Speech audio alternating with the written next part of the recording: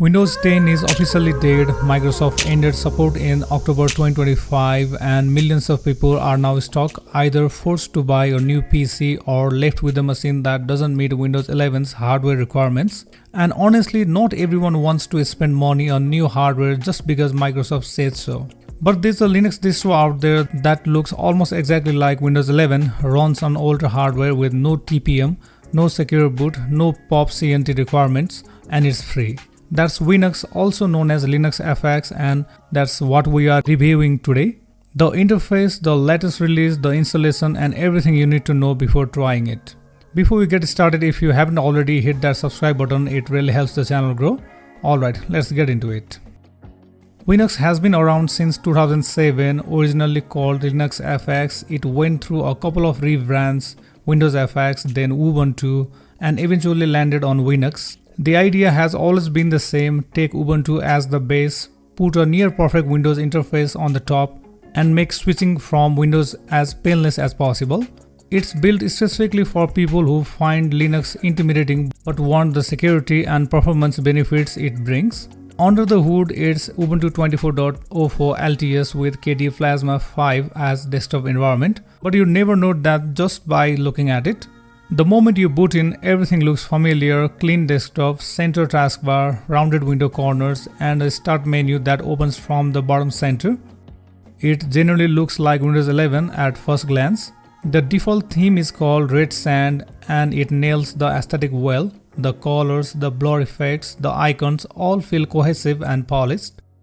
The start menu has pinned apt at the top, recommended files below, and a source bar, a close copy of what Windows users are used to. The taskbar has the system tray on the right with network, volume, and battery indicators, exactly where you'd expect them. Right-clicking on the desktop gives you a familiar context menu. The file manager is KDE Dolphin underneath, but styled like Windows File Explorer. Left side panel with your drives, downloads, and documents. Window snapping works, maximize and minimize behaves as expected. For someone coming from Windows, the workflow feels completely natural from the start. And none of the hardware restrictions apply. Windows 11 required TPM 2.0, secure boot, and relatively modern hardware. A lot of perfectly good machines can't run it officially. Winux has none of these requirements, and here's the thing: even on hardware that can run Windows 11, Winux feels noticeably snappier. Apps open faster, the desktop responds quicker, and there's none of that background bloat you get with Windows. Linux is just more lightweight by nature, and you feel that difference the moment you start using it. The most recent version is Winux 11.26.03, released in late February 2026, based on Ubuntu 24.04 LTS. Here are the key highlights. Kernel 6.14 is included for improved hardware support, meaning even more older devices should work out of the box. NVIDIA and Mesa drivers are updated and baked in. Good news for anyone using this on a gaming machine.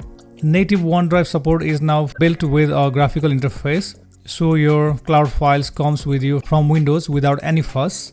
The biggest new addition is WinBoat, a tool that runs a full Windows environment inside a Docker container and displays Windows apps as native windows on your Linux desktop via RDP. Apps that don't work through Wine can potentially run through WinBoat. Just know it needs at least 32 GB of disk space, and Docker installs automatically alongside it. Wine 11 stable is also included for running .exe and .msi file directly without the container overhead. On productivity, you get OnlyOffice, Mozilla Thunderbird, and Microsoft Teams Preview for Linux. For gaming, Steam, the Heroic Launcher for Epic, GOG, and Amazon Games, plus Mango Horde and Feral Game Mode are pre-installed. There's also a new Active Directory login screen for enterprise environments and live wallpaper support on the desktop.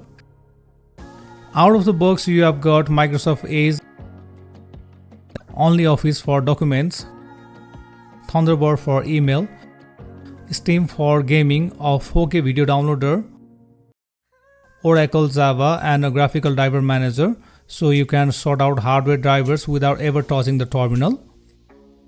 Mission Center handles system monitoring and looks and works just like Windows Task Manager, which will feel immediately familiar.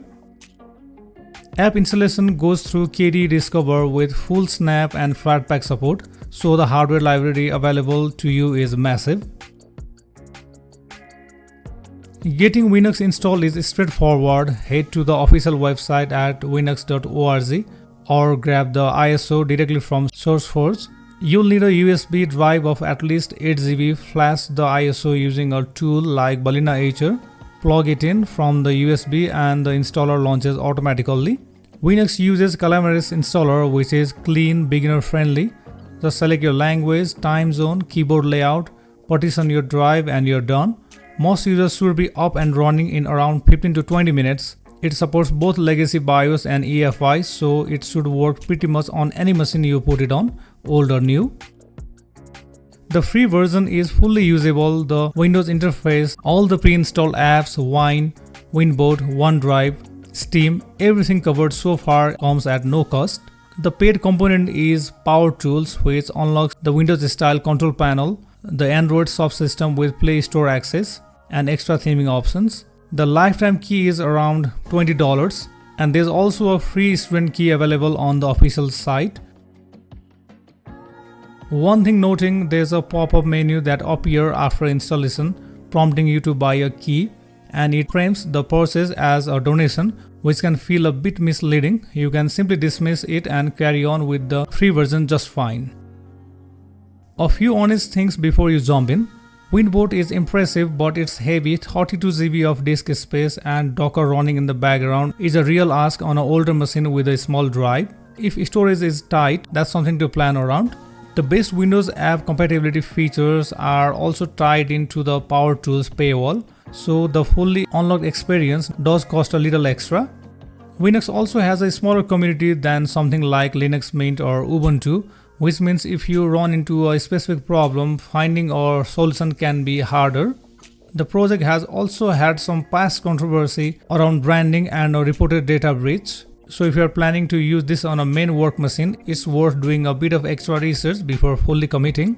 And finally, it's Linux under the hood. The familiar look helps a lot with the transition, but if something breaks or you need to dig deeper, you're into Linux territory. That's actually a good thing once you are comfortable with it, but just don't expect it to behave exactly like Windows in every situation. So if you have got an older PC that can't run Windows 11 and if you want something familiar without a steep learning curve, Winux is generally one of the better options available right now. It's not perfect and Linux Mint or Zorin OS might suit better for some users, but as a direct no fuss replacement for Windows 10 on older hardware, it does a really solid job. Give it a try and drop a comment letting me know how it goes.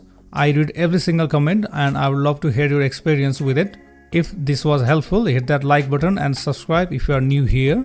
Thanks for watching and I'll see you in the next one.